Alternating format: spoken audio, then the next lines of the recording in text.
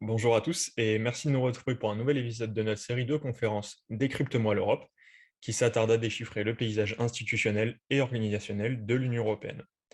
L'édition d'aujourd'hui va s'attaquer dans une première partie au Conseil de l'Union européenne, à son rôle et à ses missions. On y abordera aussi le Conseil européen, voilà, qui est une institution différente du Conseil de l'UE. Puis dans un deuxième temps, on abordera la préparation, les responsabilités et priorités de la France dans sa présidence du Conseil de l'Union européenne. Présidence ayant débuté le 1er janvier et qui se déroulera pour ces 6 prochains mois. Voilà, je rappelle que la présidence française succède celle de la Slovénie et précède celle de la République tchèque. Cette conférence est organisée par l'Europe Direct Provence-Alpes-Méditerranée, qui est membre du réseau Europe Direct en France, ce réseau étant le relais d'information officiel de la représentation en France de la Commission européenne. Notre objectif, c'est de rendre l'Europe accessible aux citoyens et de créer du lien entre eux, voilà, à travers ces conférences, des animations, des débats. Cette conférence est organisée en collaboration avec le secrétariat général du Conseil de l'Union européenne et le secrétariat général de la présidence française du Conseil de l'Union européenne. Et il faut savoir que cette conférence a obtenu la labellisation PFUE, accordée par le secrétariat général de la PFUE. Au niveau de l'actualité et de la présidence française de l'Union européenne, voilà, qu'on va raccourcir comme je viens de le dire à PFUE. Il faut savoir qu'aujourd'hui et demain, l'île accueille 2 réunions informelles entre les ministres de l'Intérieur et de la Justice, des 27 États membres de l'Union européenne.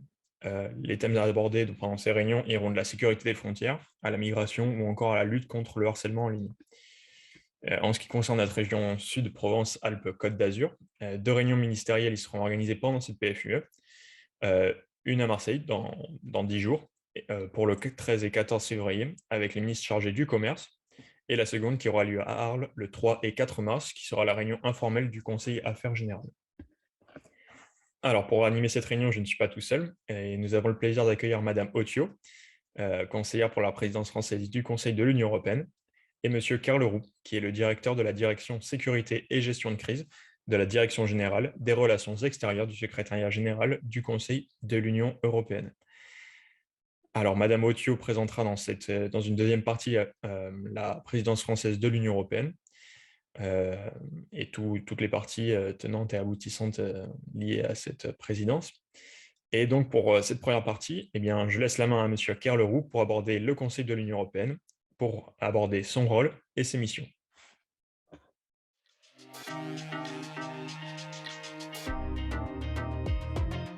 Je partage l'écran pour Madame Otio. Donc, je partage votre PowerPoint.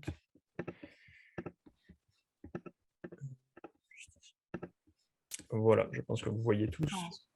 Et je me mets en plein écran. Voilà.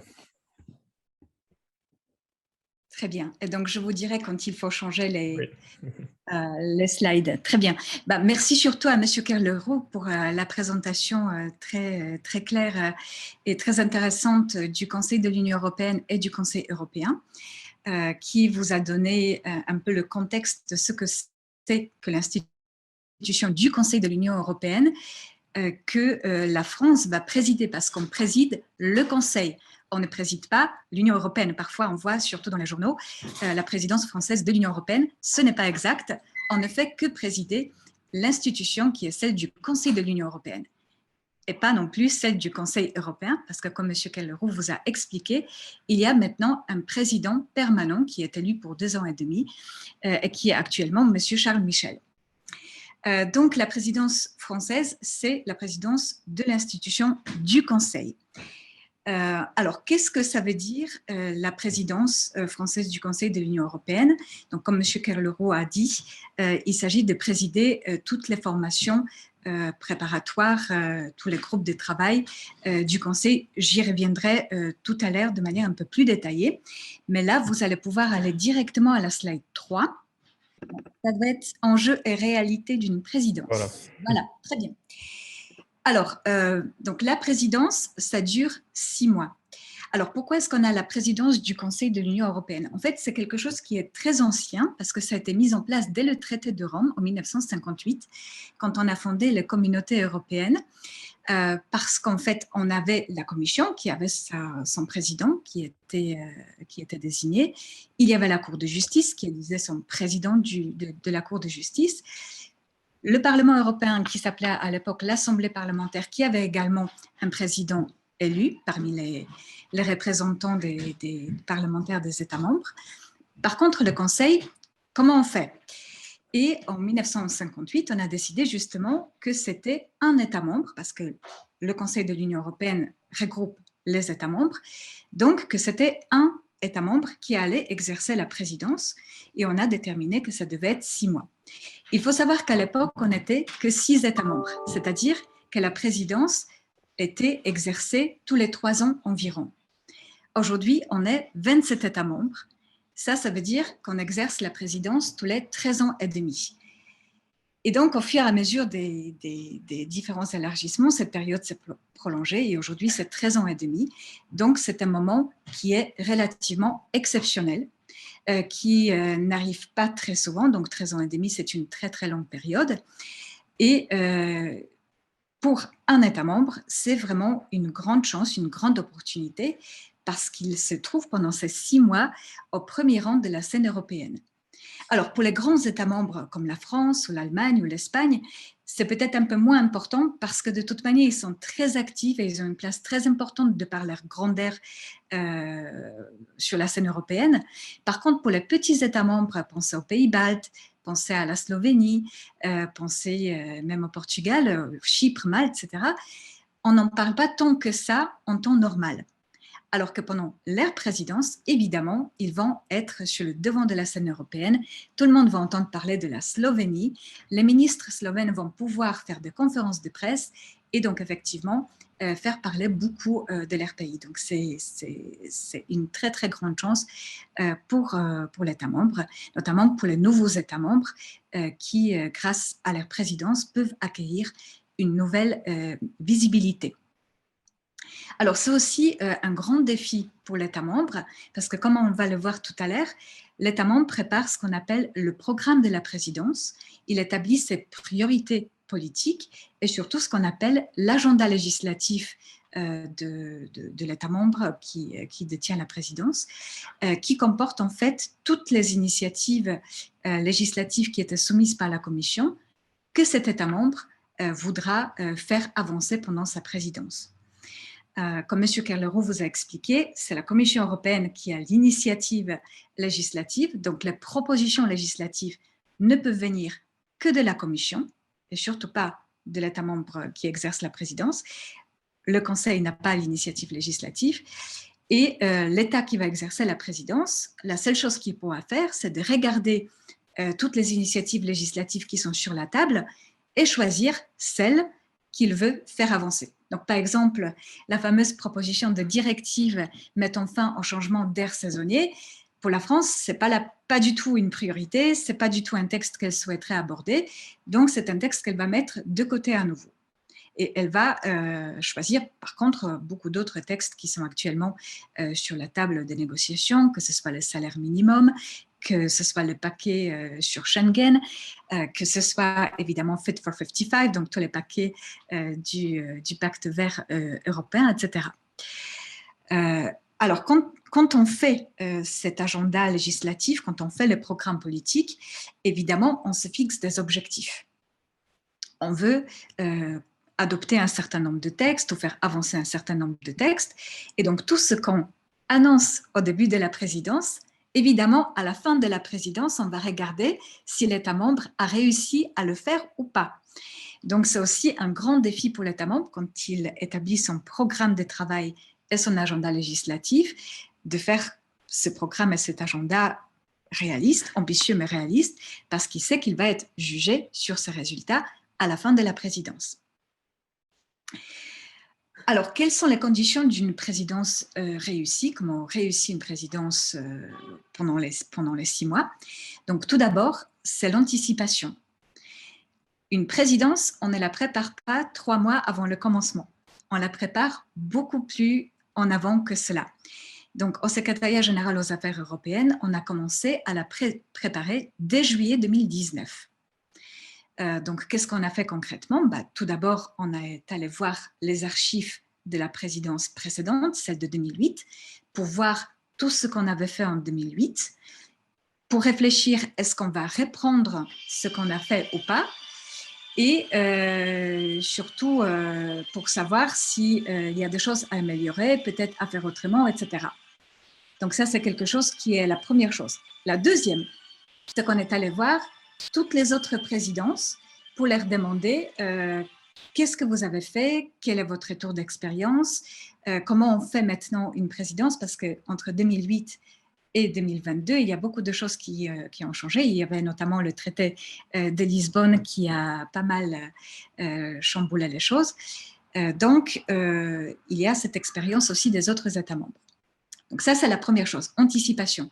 On commence à travailler très longtemps à l'avance pour être prêt au moment où on va prendre la présidence. La deuxième chose, c'est la neutralité de la présidence. Qu'est-ce que ça veut dire la neutralité de la présidence? C'est quand on préside les différents groupes de travail, le COREPER, les formations du Conseil, on doit rester un négociateur neutre.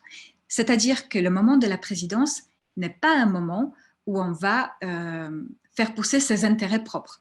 L'État membre qui détient la présidence ne va pas se dire « Ah ben, je vais forcer et je vais imposer en quelque sorte ma vision de la directive, ma vision du règlement, comme je le souhaiterais. » Pas du tout.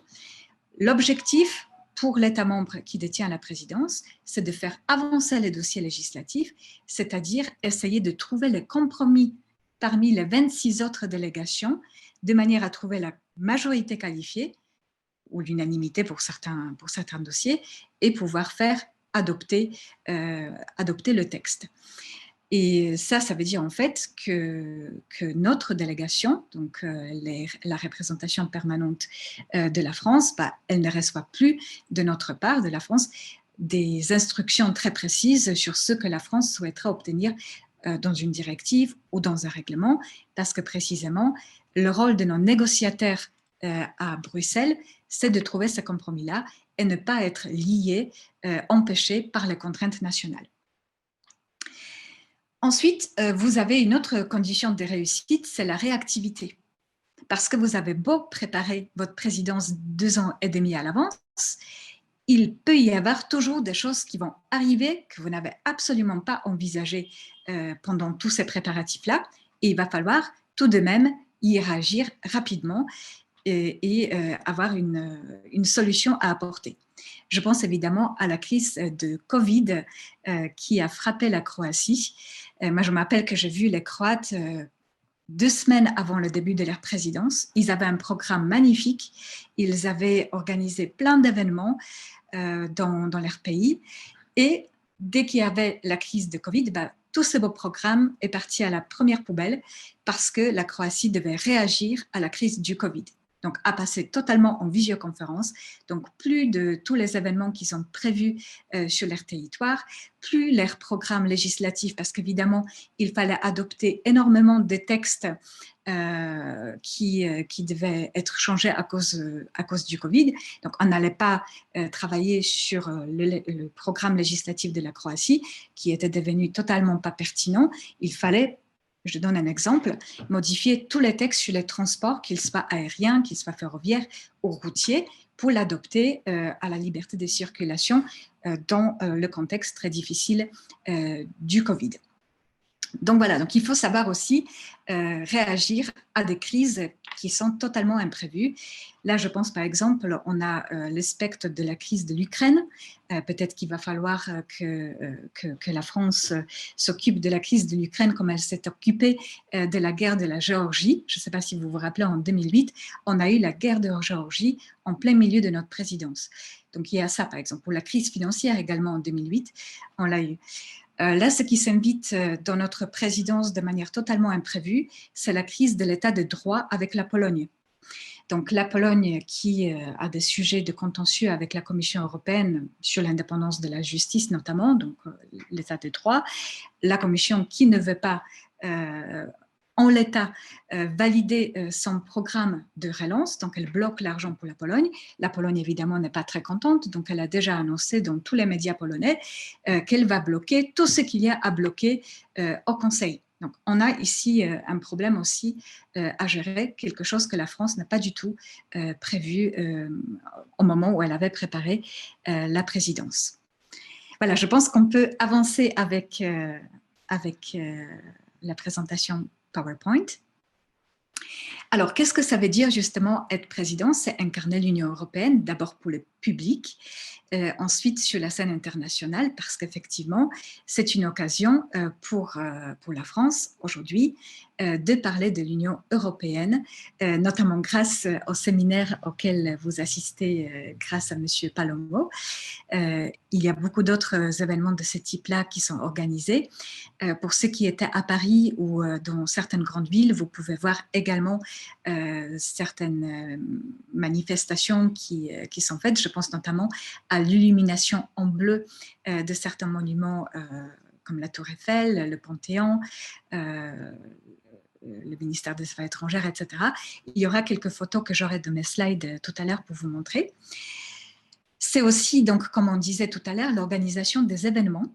Donc, la France en a profité pour organiser en France, donc sur les territoires français, plus de 400 événements, donc de nature très, très différente. Donc, ça peut être les conseils informels, comme disait M. Carlero, c'est-à-dire les ministres qui se réunissent de manière informelle pour discuter de différents sujets d'actualité ou de différents dossiers législatifs qui ensuite vont être négociés de manière très formelle à Bruxelles. C'est aussi l'occasion d'organiser certaines conférences ministérielles qui sont hors les 10 formations du Conseil que M. Carlero a mentionnées.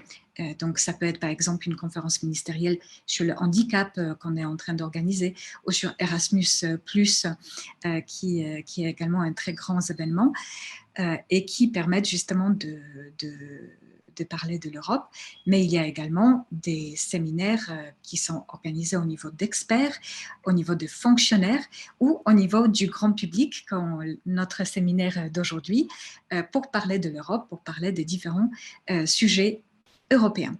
Et donc ces événements-là, ces 400 événements, ont été labellisés par le Premier ministre, en fait, par le secrétariat général pour la présidence française, pour pouvoir porter le sigle, le logo de la présidence française.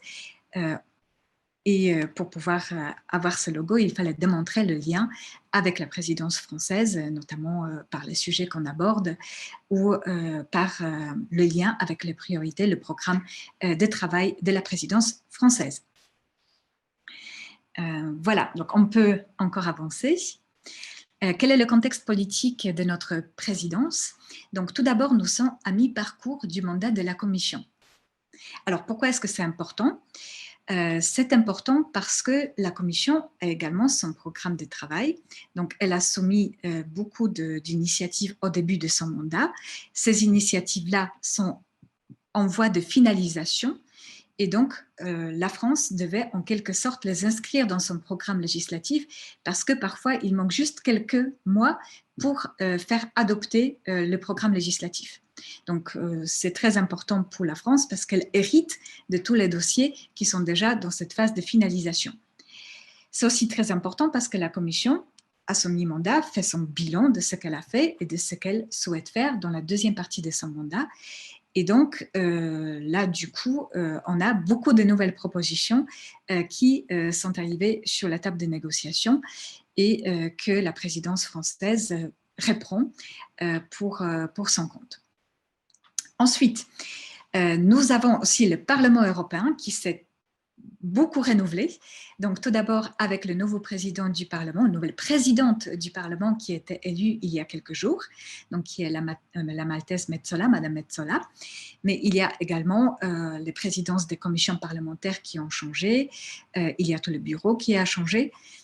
Et ça a une influence en quelque sorte humaine parce qu'on a de nouveaux interlocuteurs avec qui on parle, qui ont peut-être des colorations politiques différentes, des visions de choses différentes et donc on doit s'adapter à ceci.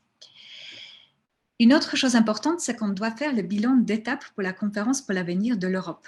Donc, c'est prévu pour le mois de mai 2022, qui est également un très grand moment pour la présidence française, parce que c'est notre président de la République qui a eu l'idée d'organiser la conférence pour l'avenir de l'Europe. Donc, ça, c'est une initiative française. Et donc, pour nous, c'est très important d'avoir également un grand événement d'étape pour cette conférence pendant notre présidence. Et donc, ça va avoir lieu au mois de mai 2022 à Strasbourg. Et puis, je pense que ça n'a échappé à absolument personne. En plein milieu de la présidence française, on va avoir l'élection présidentielle, donc dont les dates sont fixées au 10 et 24 avril. Et on va également avoir au mois de juin l'élection à l'Assemblée nationale. Donc, c'est quelque chose qui, comme la presse l'a présenté, ça peut être un grand avantage parce que justement, c'est une occasion de plus pour parler de l'Europe pendant la campagne présidentielle, ce qui n'est pas souvent le cas, mais là, c'est l'Europe qui s'invite dans le débat de l'élection présidentielle, donc c'est quelque chose qui ne peut être que positif.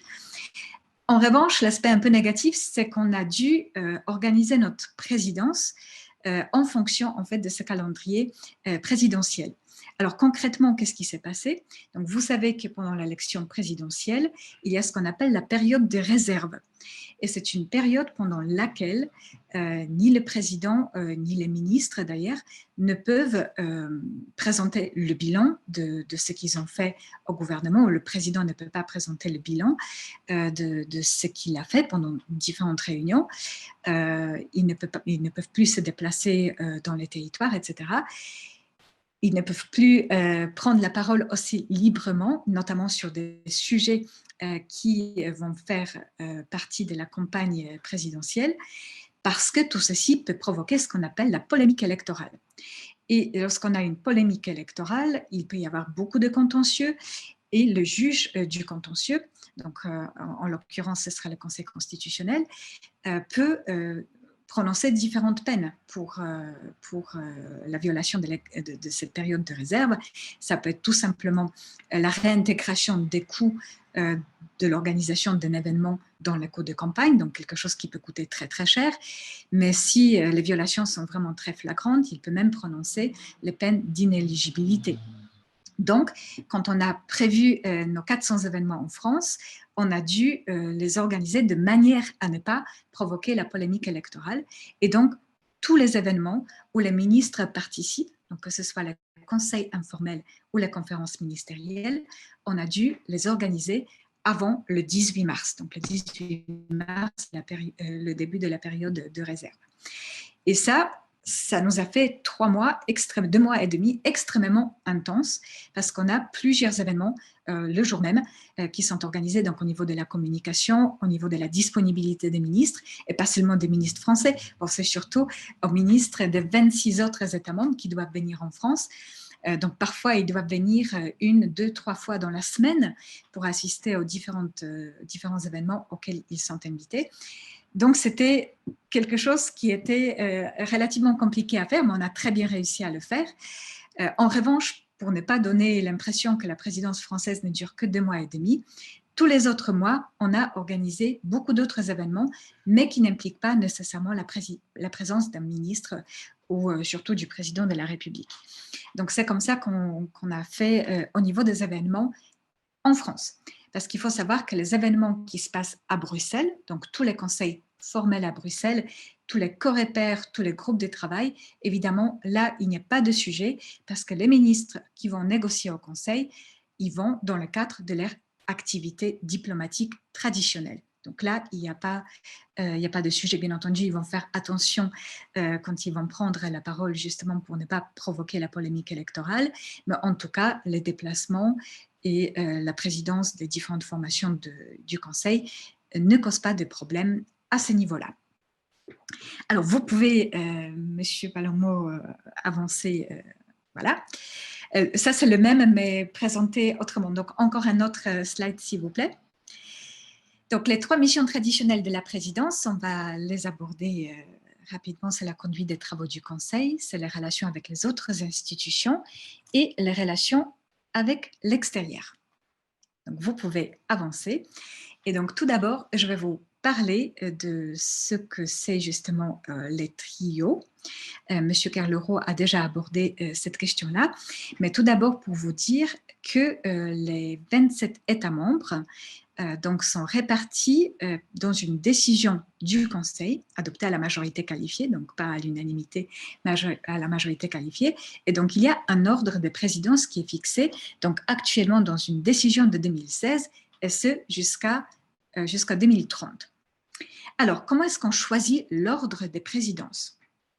Alors, je vous assure tout de suite qu'on ne tire pas au sort, qu'on ne fait pas cela de manière alphabétique, mais qu'on essaye de respecter certains critères. Donc, les critères, en fait, vous les voyez dans les présidences, des trios des présidences, parce qu'on groupe en fait les États par 3.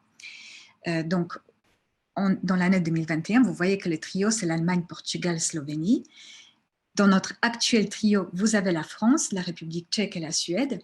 Puis vous avez, à partir de 2024, Espagne, Belgique et la Hongrie. Alors, je ne sais pas si vous voyez déjà les différents critères qu'on a utilisés pour ceci.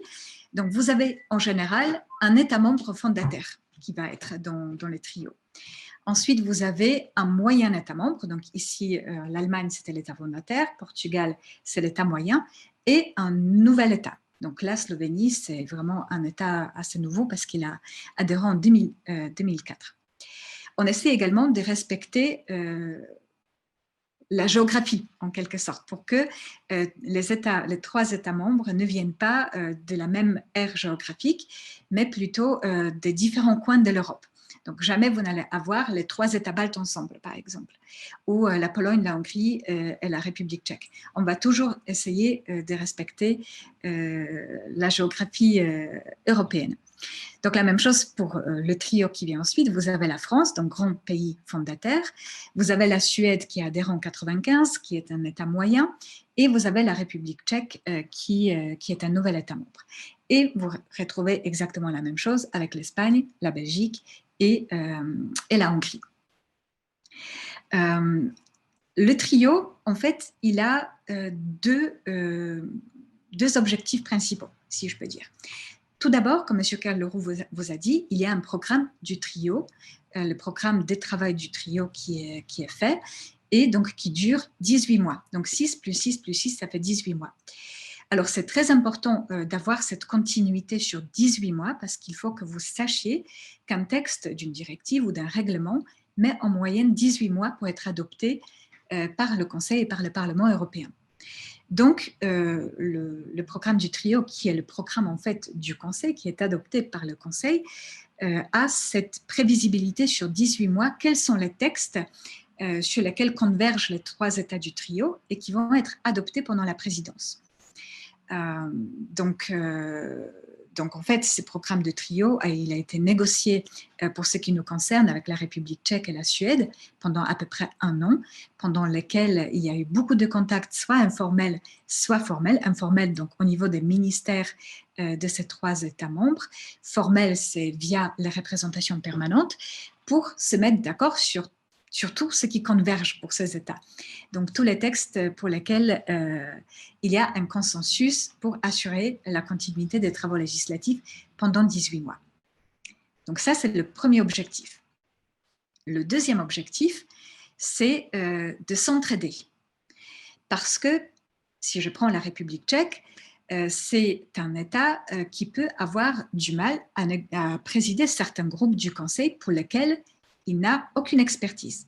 Et je pense notamment à l'exemple qui vous a été donné tout à l'heure par M. Carlero, qui était l'exemple des groupes de mer, donc les groupes maritimes. La République tchèque n'a pas de mer, elle n'a pas de pêche maritime, elle n'a pas de bateaux maritimes, etc. Donc, présider pour elle les groupes de ce type-là, c'est un peu compliqué. Elle n'a pas d'expertise. C'est difficile d'essayer de trouver des consensus, des compromis avec les États membres lorsqu'on ne maîtrise pas beaucoup la matière. Et donc, la République tchèque demande en général à la France ou à la Suède si elle pouvait assurer la présidence des groupes, de ces groupes-là pendant sa présidence. Donc, il y a cette entraide. Il y a aussi entraide avec des tout petits États membres. Donc là, on n'est pas avec des tout petits États membres de notre trio, mais pensez par exemple à Malte, à Chypre ou même à Luxembourg, qui au niveau des ressources humaines n'ont pas assez de personnel pour présider les groupes de travail. Auquel cas, ils demandent aux autres États du trio s'ils pouvaient les assister parce qu'ils n'ont pas assez de personnel pour assurer cette tâche-là. Et ça, on le fait bien entendu de manière très, très enthousiaste et très, très volontaire. Voilà. Donc, on peut changer de slide à nouveau. Donc là, je vous représente comment ça se passe concrètement au conseil. Donc ici, vous avez la représentation, donc soit d'un groupe de travail, soit du Coreper, soit de la formation du conseil. Donc vous avez tous les États membres, donc avec les drapeaux que vous voyez, qui sont assis par l'ordre des présidences que vous avez vu tout à l'heure, donc par l'ordre qui est fixé par la décision. Donc, quand vous entrez dans la salle, vous êtes, je ne sais pas, la délégation chypriote, vous ne vous asseyez pas n'importe où, vous vous asseyez là où il y a votre chaise dans l'ordre des présidences. Et quand une présidence change, évidemment, tout le monde change d'endroit, donc tout le monde avance d'une place. Donc, vous voyez, il y a les deux grands personnages qui sont le président du conseil et son représentant soit de la capitale, soit le représentant de la représentation permanente. Ensuite, les deux personnes turquoises, c'est le secrétariat général du conseil et le service juridique du conseil.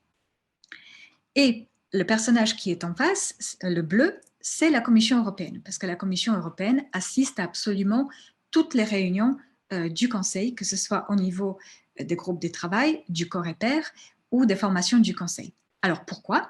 Parce que, comme on vous a expliqué au tout début, c'est la Commission européenne qui a l'initiative législative. Donc c'est elle qui a soumis devant le Conseil un texte de directive, de règlement, qui va être discuté ensuite par le Conseil. Donc elle est là tout d'abord pour présenter le texte, et ensuite aussi, pendant son examen, pour répondre aux questions que les délégations peuvent avoir.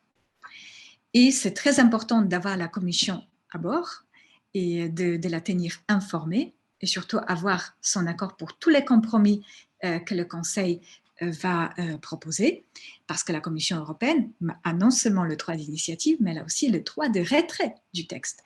Donc lorsqu'elle voit que les États membres, ou le Parlement européen aussi, dénaturent totalement son texte, donc font des amendements de compromis de présidence qui n'ont rien à voir avec ce qu'elle souhaitait faire adopter, la Commission européenne peut à ce moment-là dire « Stop, je ne veux plus que vous adoptiez ce texte-là, je le retire ». Et à ce moment-là, le Conseil et le Parlement ne peuvent plus rien faire.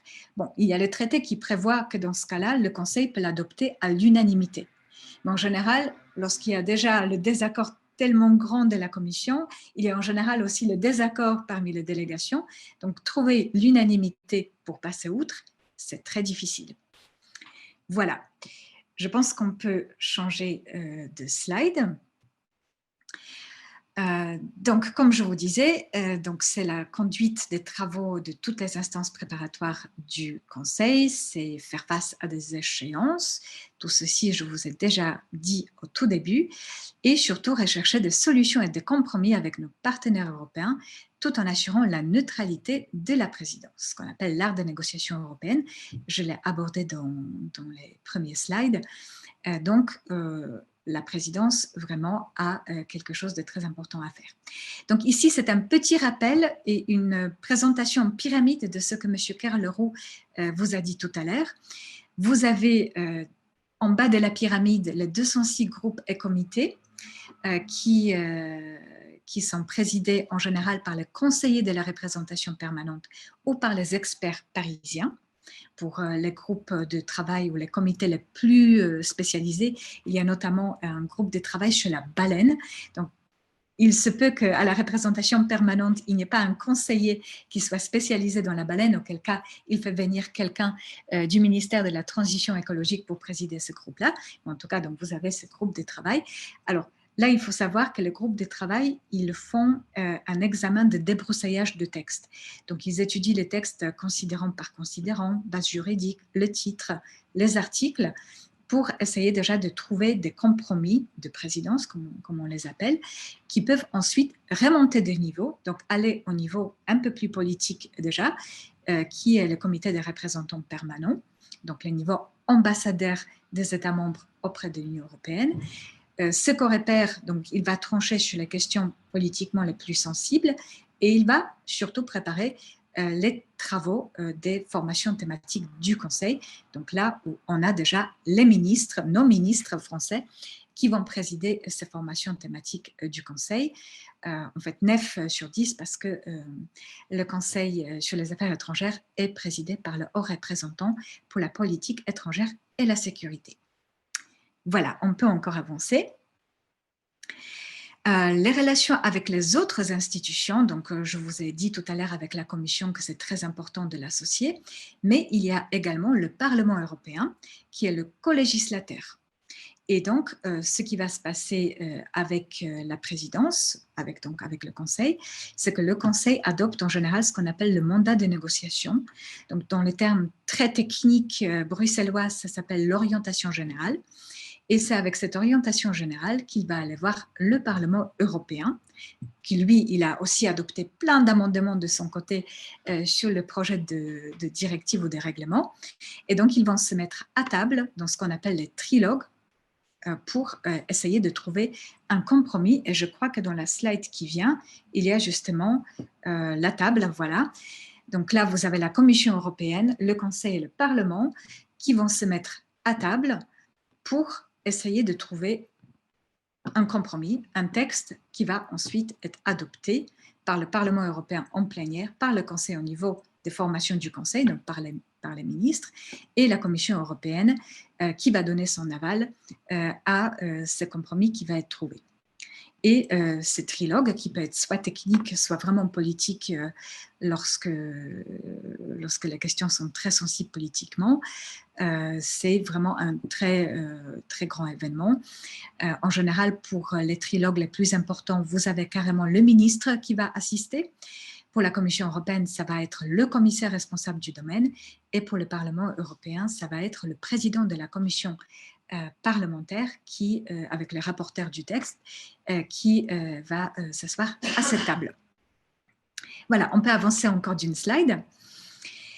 Parce que la présidence entretient aussi des relations avec l'extérieur. Donc évidemment, pour tout ce qui concerne la politique étrangère, elle le fait de manière très étroite avec le secrétaire général, le haut représentant pour la politique étrangère et la sécurité.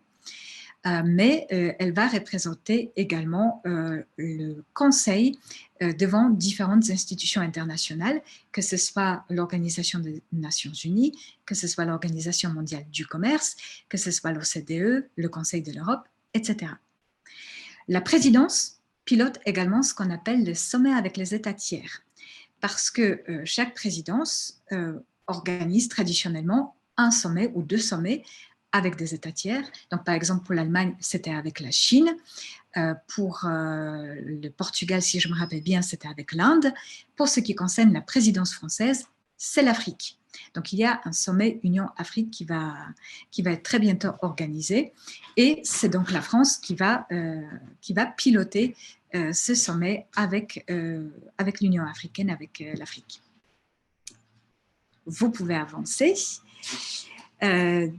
Donc, comment on réussit une présidence? Donc, je vous ai déjà parlé des préparatifs qu'il faut engager très, très tôt. Ensuite, on a mis en place une architecture institutionnelle très spécifique avec des rôles et des responsabilités répartis très clairement entre tous les acteurs impliqués. Ça, je vais vous montrer tout à l'heure sur une autre slide comment on a fait ça. Ensuite, on s'était dit qu'il faut assurer absolument la stabilité du personnel dans les ministères notamment pour avoir la mémoire des dossiers, donc pas avoir un changement des ressources humaines à quelques semaines avant la présidence. On ne bouge pas du personnel. En revanche, on va recruter des renforts dans les ministères. C'est ce qu'on a fait. Chaque ministère a recruté, donc suivant l'importance et le nombre de dossiers qu'il va avoir à traiter pendant la présidence, des experts de l'extérieur en général, donc ce sont des personnes qui ont des contrats de 2 ans, pour aider justement dans la négociation des dossiers. La représentation permanente elle-même, qui compte 120 personnes en temps normal, a augmenté son personnel à 200. Donc, elle a recruté à peu près 80 personnes en plus pour l'aider justement à gérer la présidence. Nous, au secrétariat général des affaires européennes, on s'est occupé de la formation des agents de l'État, donc à la sensibilisation à la présidence française, à l'approfondissement de certains thèmes, comme par exemple le règlement intérieur du Conseil, ou carrément l'expertise en négociation européenne, donc apprendre à la représentation permanente, à nos négociateurs de la représentation permanente, cet art de négociation européenne. Et on a formé, nous, au secrétariat général, on a déjà formé plus de 1300 personnes. Donc, c'est vraiment quelque chose de très important. Et je sais que pour ce qui concerne les négociations européennes et l'approfondissement, il y a eu également beaucoup de participants. Ensuite, on a voté un budget qui est spécifiquement dédié à la présidence française, ce qu'on appelle le programme 359, et c'est un budget d'un montant de 150 millions d'euros, donc quelque chose de vraiment conséquent, et c'est un budget qui a été surtout utilisé pour la préparation des événements au niveau des ministres qu'on organise en France, mais également il y a tous les programmes culturels.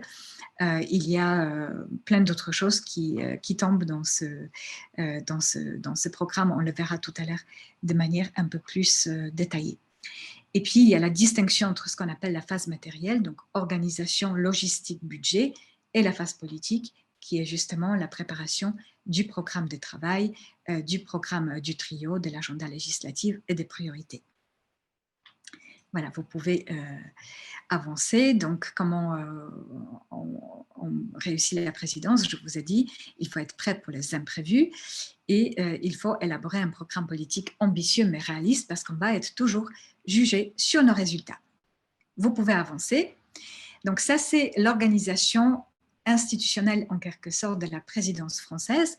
Donc, vous avez le Premier ministre qui chapeaute deux organes. Donc, l'organe dont je viens, qui est le secrétariat général aux affaires européennes, qui est une organisation pérenne, donc qui existe depuis très très très longtemps parce qu'on a été mis en place en 1948 pour coordonner l'aide Marshall et ça a tellement bien marché qu'au moment de la création des communautés, donc en 1958, on nous a transformés en un organe qui assure la coordination interministérielle, donc assurer que la France parle d'une seule voix devant les institutions européennes. Donc nous, au secrétariat général, on s'est occupé de tout ce qui concerne les dossiers de fond, donc le programme de travail, l'agenda législatif, la formation et le programme du trio. Le deuxième organe que vous voyez, c'est le secrétariat général pour la présidence française de l'Union européenne, qui est un organe éphémère. Donc lui, il a été mis en place juste pendant 2 ans, de septembre 2020 jusqu'à septembre 2022. Et lui, donc, s'occupe de l'organisation des événements, de la gestion du budget et de toute la communication autour de la présidence française. Ensuite, vous avez les ministères, parce que les ministères, évidemment, ils gèrent les dossiers qu'on négocie, qu'on discute devant le Conseil. Et donc, dans chaque ministère, on a désigné ce qu'on appelle les coordonnateurs, donc les points de contact pour la présidence. Et ces coordonnateurs, en général, ont créé une petite équipe donc, de 5 à 15 personnes à peu près, suivant l'importance du ministère. Et ensuite, vous avez donc la représentation permanente, comme je vous disais, donc à Bruxelles, qui va présider tous les organes préparatoires et négocier les compromis avec les 26 autres délégations. Et ce que vous ne voyez pas sur cette slide, mais ce qui existe évidemment, c'est le président de la République, donc c'est l'Élysée, qui donne le là un peu à tout. Donc, c'est le président de la République qui a arrêté les priorités, c'est le président de la République qui a déterminé le programme de législatif et le programme de travail de la présidence. Voilà, vous pouvez changer de slide. Donc ça, c'est une petite présentation de l'équipe du secrétariat général pour la présidence française qui compte à peu près 35 personnes. qui est dirigé par un ambassadeur, donc par un diplomate, qui a un adjoint qui vient de la Cour des comptes, c'est un conseiller maître à la Cour des comptes. C'est très important pour la gestion du budget, parce qu'après, évidemment, il va falloir que nous rendions compte à la Cour des comptes de la manière dont nous avons dépensé les 150 millions d'euros qui ont été alloués dans le programme de la PFUE. Donc ça, c'est quelque chose qui est très important d'avoir quelqu'un qui maîtrise la matière. On a le pôle protocole qui s'occupe surtout de l'accréditation de toutes les délégations qui viennent en France et de l'accréditation des journalistes. Il y a le pôle communication qui gère l'Internet, le site Internet de la présidence française et des réseaux sociaux. Le pôle sécurité, évidemment, qui s'occupe de tout ce qui concerne la sécurité sanitaire et la sécurité tout simplement des endroits où vont se tenir les différents événements. Voilà, donc on peut avancer encore plus. Donc là, vous voyez les différentes tâches de manière un peu plus détaillée. Il y a notamment l'habillage des bâtiments du Conseil, que je vous montrais tout à l'heure parce qu'il y avait une des questions qui était posée par une des participantes. Effectivement, donc il y a tout un programme culturel et il y a la décoration, donc ce qu'on appelle l'aménagement des bâtiments du Conseil avec une œuvre d'art qui a emporté un concours qui était organisé parce qu'on a organisé un concours pour justement sélectionner un artiste qui allait faire cet habillage du Conseil. Alors, on peut avancer peut-être, comme ça je vous montre donc le logo de la présidence. C'est aussi le secrétariat général de la présidence française qui s'est occupé du logo et de la charte graphique de la présidence française, en sachant que le logo a été dessiné par le président de la République lui-même, donc avec son équipe de communication de l'Élysée. Et vous trouvez l'explication de ce logo sur le site internet de la présidence que je vous montrerai tout à l'heure. Peut-être vous pouvez juste avancer pour que je vous montre d'autres logos, d'autres présidences, donc de la présidence allemande, de la présidence croate, de la présidence slovène et de la présidence portugaise. Voilà, on peut avancer. Voilà, et ça, c'est donc la fameuse œuvre d'art qui se trouve au Conseil, qui s'appelle l'étoffe de l'Europe. Et M. Kerleroux déjà donné quelques explications. Donc, l'étoffe de l'Europe, donc c'est le tissage en fait des différents drapeaux européens que vous pouvez voir en entrant dans l'atrium du Conseil. Et il y a d'autres photos pour que vous puissiez visualiser à quoi ça ressemble. Voilà, donc ça c'est l'atrium du Conseil, du bâtiment principal du Conseil qui s'appelle Justus Lipsius. Et vous avez donc l'étoffe de l'Europe qui est faite des deux côtés de cet atrium où vous pouvez voir ce tissage des drapeaux européens. Voilà, vous pouvez avancer. Donc là, c'est le site internet de la présidence que je vous invite à consulter parce qu'il est vraiment très, très intéressant. Donc, avec l'adresse du site internet. Et sur ce site internet, vous trouvez non seulement les actualités, donc toutes les réunions qui sont en cours, qui sont organisées, donc tous les conseils informels, toutes les conférences ministérielles, etc. Vous pouvez trouver dans la rubrique programme, donc le programme politique de travail de la présidence française, mais également le programme du trio et aussi les priorités de la présidence française. Et puis pour les médias, vous pouvez trouver beaucoup d'autres documents qui peuvent vous intéresser. Voilà, vous pouvez avancer le slide. Donc ça, c'est les fameuses illuminations en bleu des monuments à Paris. Donc il y a l'Arc de Triomphe, il y a la Tour Eiffel, il y a le Panthéon. Mais sachez que toutes les grandes villes françaises ont décidé d'illuminer en bleu leurs monuments principaux. Donc vous pouvez également voir ceci. Alors je vous demanderai d'avancer encore, s'il vous plaît. Donc, on avait parlé du rôle de la représentation permanente pendant la présidence, qui justement a un rôle de premier choix parce qu'ils sont déjà sur place, parce qu'ils connaissent toutes les autres délégations pour trouver les compromis, pour discuter avec eux. et pour faire avancer nos dossiers. Et le partage clair des responsabilités entre la capitale et l'ARP. La capitale, c'est nous, le secrétariat général aux affaires européennes avec les ministères, qui avons toute l'expertise qu'on peut apporter à la représentation permanente, qui, elle est en première ligne et qui négocie les différents dossiers. Voilà, donc vous pouvez avancer. Je crois que ça va être le dernier slide. Le SGAE, donc nous, on charge la coordination interministérielle. Donc nous, on a participé à la définition du programme de travail et des priorités politiques qui ont été validées et présentées par le président de la République. C'était le 9 décembre dernier. Il y avait une grande conférence de presse de l'ouverture de la présidence française qui était organisée. Donc nous, on suit de très près ce que la représentation permanente fait, donc les différents groupes de travail et le Coreper. Et lorsqu'il y a, si jamais il y a des choses arbitrées, c'est bien entendu le secrétariat général qui va s'en occuper. Voilà, donc j'ai fini ma présentation et donc je devine qu'il y aura beaucoup de questions.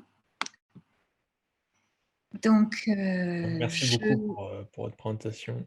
Oui, je vais faire le relais directement d'une question très très courte sur cette présentation. J'imagine qu'elle n'est pas disponible sur le site, sur le lien du site que vous avez communiqué de la PFUE, mais est-ce que vous pourrez nous le mettre à disposition et le partager, que je puisse le partager après aux participants qui étaient présents?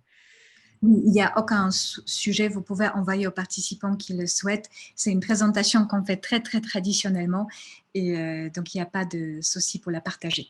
Très bien, je le mettrai à disposition aux participants qui me le demanderont, il n'y a aucun problème. Une deuxième question que j'ai vu passer, qui est arrivée assez tôt, c'est au sujet de la prochaine présidence française. À quelle date elle va-t-elle arriver? Donc, normalement, si on compte les 13 ans et demi, ce serait vers le 2035.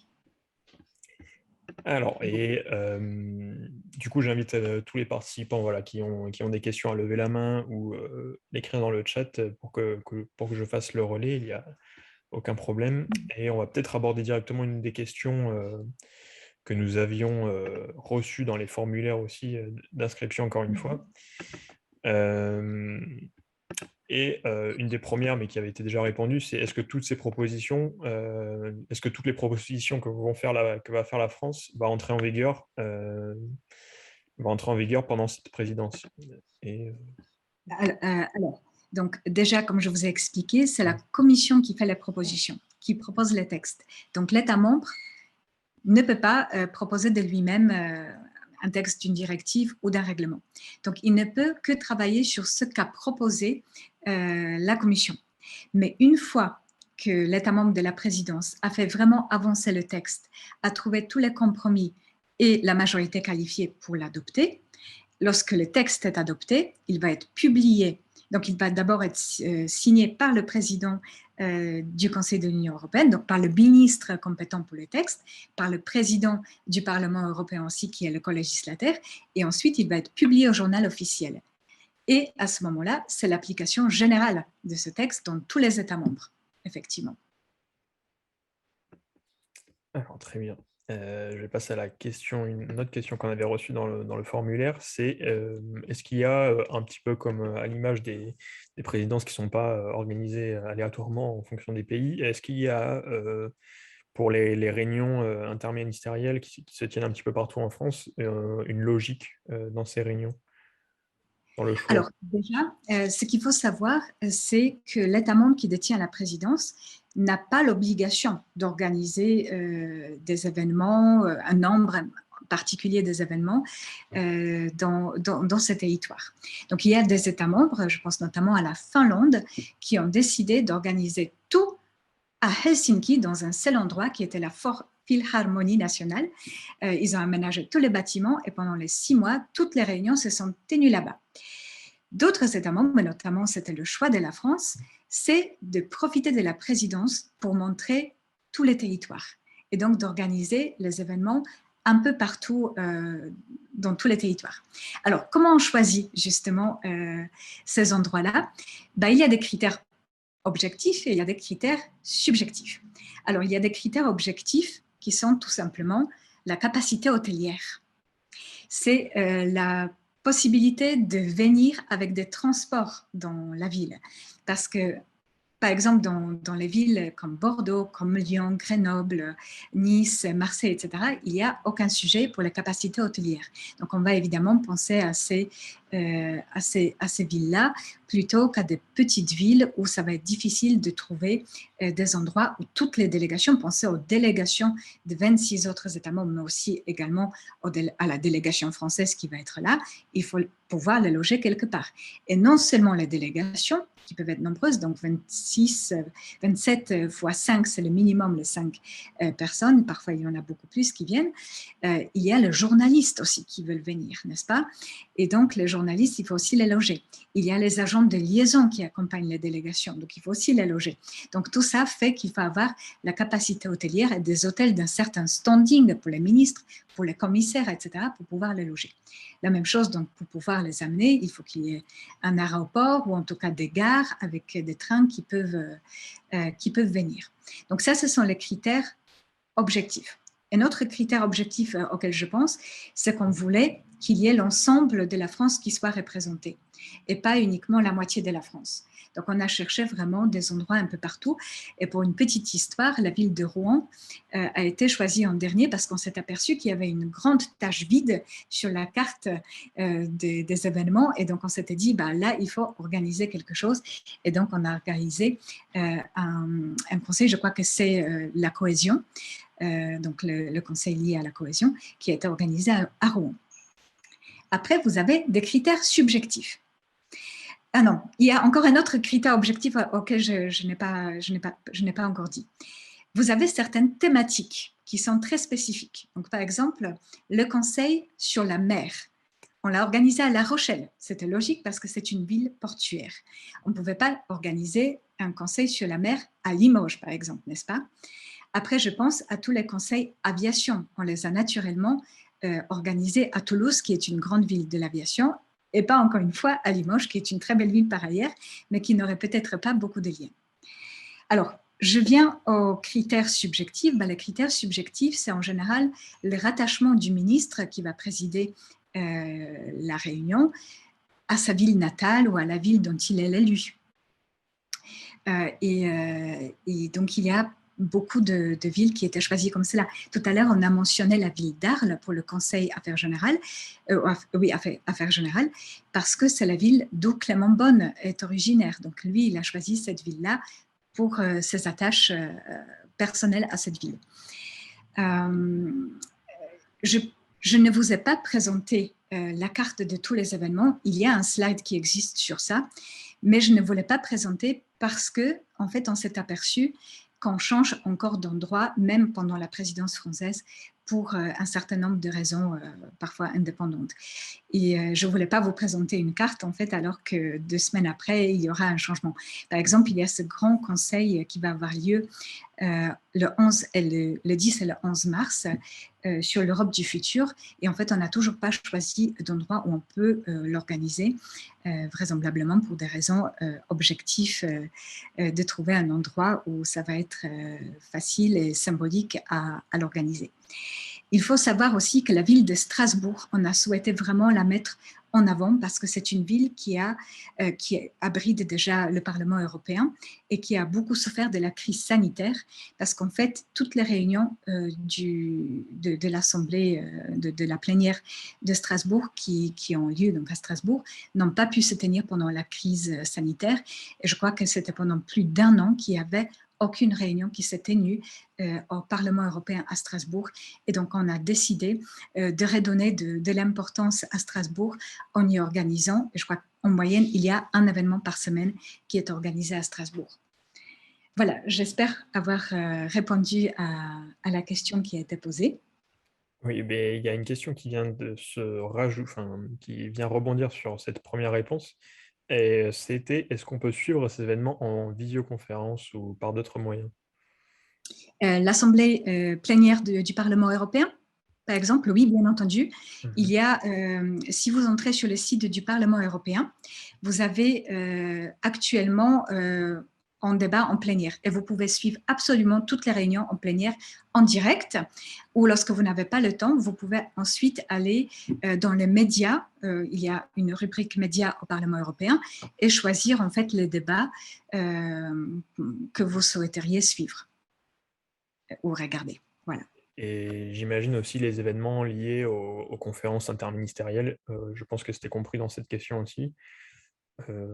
Est-ce qu'on peut les suivre d'une manière ou d'une autre? Non, non, non, non. Ça s'appelle justement les réunions ministérielles informelles Voilà. parce que Mhm. c'est très informel. En fait, il y a un ordre du jour, mais il n'y a jamais de conférence de presse après.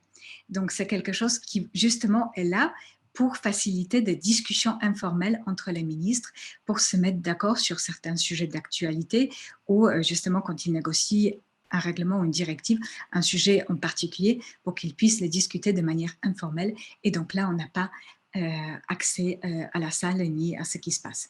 Et pas de conférence de presse, encore une fois. Il peut y avoir un communiqué de presse qui est préparé par les participants, mais pas de conférence de presse parce que c'est quand même très informel. Une autre question qui avait été posée dans le questionnaire, dans le formulaire d'inscription, relative, bah, vous l'avez aussi évoqué un petit peu avec la crise du Covid et de la présidence croate, à quel point voilà, ces sujets, même pour la France encore à l'heure actuelle où ça va impacter, j'imagine, la présidence française, à quel point bah, le Covid va l'impacter et comme vous l'avez présenté, les élections présidentielles françaises. Et auquel cas, le cas échéant, s'il y a un changement de président, qu'est-ce qui va se passer? Voilà. D'accord, très bien. Alors, pour la crise sanitaire, alors c'est quelque chose qu'on a envisagé dès le départ. On s'était dit, il faut qu'on mène en parallèle les deux scénarios. Donc, le scénario où on organise tous les événements en présentiel et un scénario où on a une nouvelle vague qui arrive où on ne va pas pouvoir les organiser en présentiel.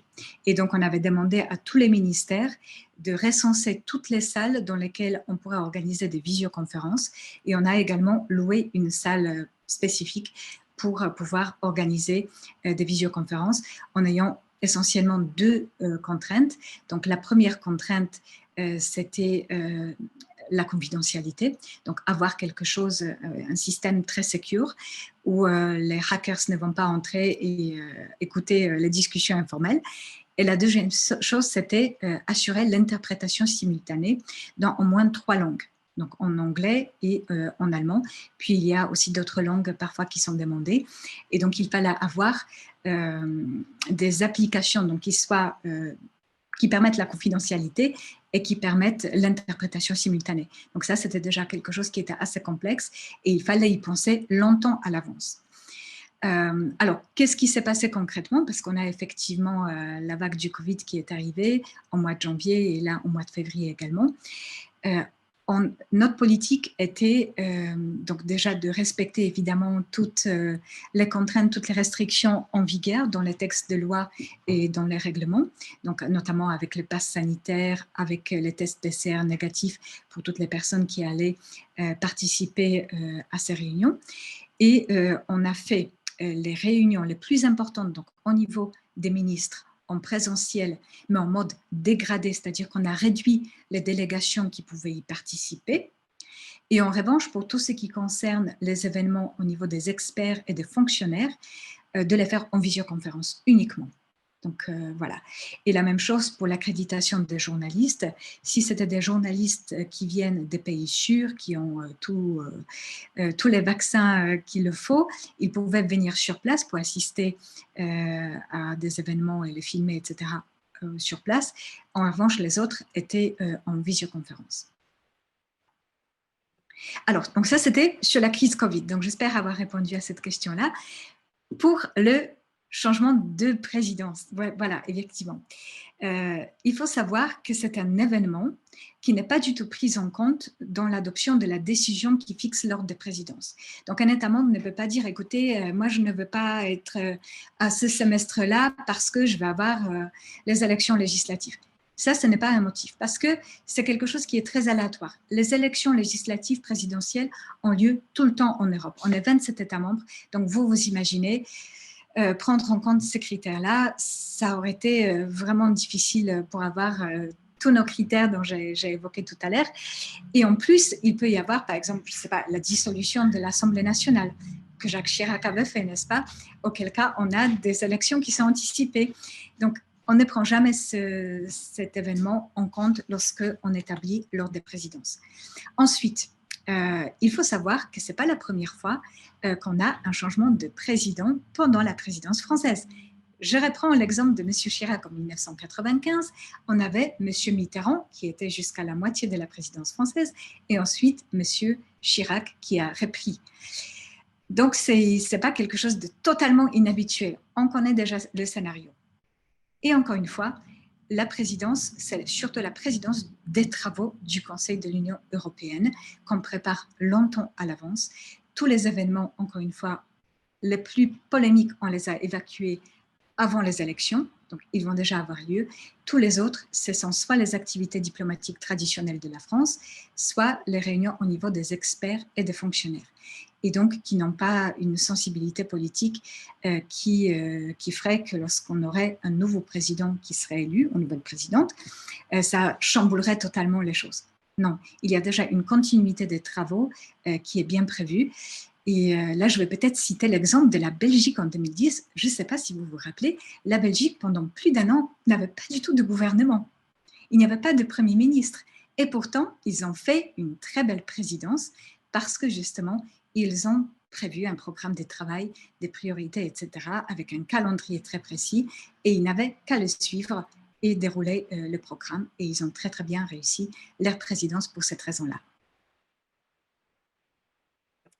Bon, voilà. Merci beaucoup pour toutes ces explications pour la gestion de crise. Je vois que, M. Tissot, vous avez une question. Je vous redonne la main.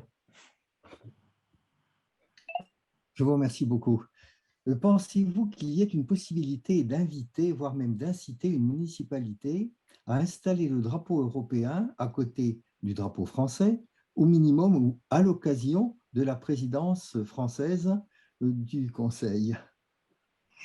Alors, je suis certaine que vous êtes au courant de toutes les polémiques qui ont été provoquées par l'installation du drapeau européen sous l'Arc de Triomphe. Donc, c'était juste le drapeau européen qui était installé, alors que traditionnellement, il y a le drapeau français. Alors, on a regardé les textes, parce qu'il y a des textes qui gèrent cette question-là sur les drapeaux qu'on peut arborer.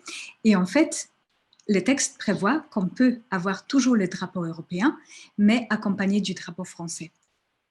Voilà, donc par exemple, pendant la présidence de 2008, on avait 2 drapeaux sous l'Arc de Triomphe. Il y avait le drapeau français et le drapeau européen. Et ça, c'est donc quelque chose, les municipalités, évidemment, sont chaleureusement invitées à mettre en place les 2 drapeaux, le drapeau français et le drapeau européen. Merci beaucoup. Alors, je ne sais pas s'il y a une autre question chez nos participants. Voilà, je vous invite à toujours soit découper, enfin réactiver votre micro. Auquel cas, on a une dernière question qui provenait du formulaire d'inscription et qui était relative au rôle de la France dans sa présidence sur l'extérieur, dans les relations extérieures à l'Union européenne. Et notamment avec ce qu'on peut voir actuellement avec la crise migratoire, donc, qui va être abordée à la réunion interministérielle informelle à Lille de cette semaine, et sur les nombreuses tensions internationales qu'il peut y avoir, comme notamment à l'Est tout dernièrement. Alors, déjà peut-être par rapport à 2008, il y a eu le changement avec le traité de Lisbonne. C'est qu'on a le président du Conseil européen et on a le haut représentant pour la politique étrangère et de sécurité commune qui est responsable en fait de la représentation de l'Union européenne à l'extérieur. Alors, le rôle de la France, donc, il est limité déjà par rapport à cela parce qu'elle fait tout en coopération avec ce haut représentant pour la politique étrangère et de sécurité commune, qui est le principal interlocuteur en quelque sorte pour ces questions-là. Mais évidemment, il y a beaucoup de choses qui se décident également au niveau du Conseil de l'Union européenne. Je pense notamment à toutes les sanctions qu'on peut adopter vis-à-vis des États tiers, et ce qu'on adopte sous forme de règlement en général, directement applicable tout de suite. Et ça, évidemment, c'est la présidence française qui mène les débats et qui cherche des compromis de ce niveau-là. Donc, évidemment, c'est quelque chose qui s'invite dans les débats et dont la France devra en quelque sorte assurer la négociation. Mais encore une fois, la France ne va pas négocier directement avec la Russie ou quoi que ce soit, parce que ça se fait vraiment en multilatéral. Et je ne m'avance pas davantage sur ce terrain parce que je ne suis pas spécialiste et je ne vais pas vous raconter des bêtises. Voilà. Donc, je vais m'arrêter ici. Et je vous remercie tout de même pour le début de réponse. Et voilà, on arrive au bout des questions du formulaire. Je ne sais pas s'il y a des questions dans l'audience, auquel cas je vous invite toujours à réactiver votre micro. Et si toutes les questions, tout est clair pour vous, écoutez, ça fait 2 heures de conférence, donc je pense qu'on arrive à une belle fin pour cette conférence. Voilà, je vois des remerciements dans les commentaires. Je remercie toutes les personnes voilà, qui ont pu assister à cette conférence et aux intervenants, bien évidemment, Madame Otio et Monsieur Carleroux qui est parti un petit peu avant du fait de ses nouvelles obligations notamment, et à Madame Biron qui a apporté bien son soutien pour organiser cet événement.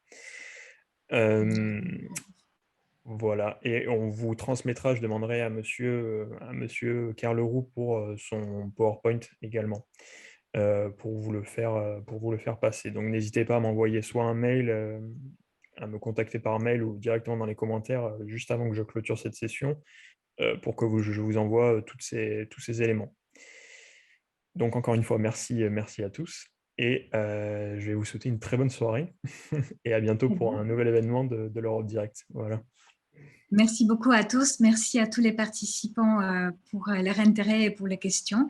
Et donc, merci beaucoup à vous pour l'organisation de cette conférence qui permet encore une fois de parler de l'Europe, et c'est très important. Merci beaucoup.